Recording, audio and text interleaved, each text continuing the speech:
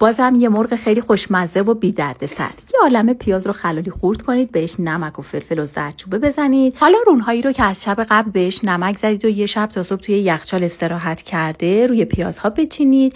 تقریبا یه پیمانه سرپر بهش روغن مایه بزنید. یه بوته سی رو از وسط نصف کنید و روی مرغا بذارید. حالا دیگه در تابه رو ببندید. تقریبا به مدت 3 ساعت باید روی گاز با حرارت خیلی کم بمونه بدون یه قطره آب. اینطور که می‌بینید با همین آب پیازها مرغا کامل پخته میشن. بعد از 3 ساعت یه قاشق غذاخوری قوام نارنج بهش اضافه کنید. دیگه در تابه رو بردارید.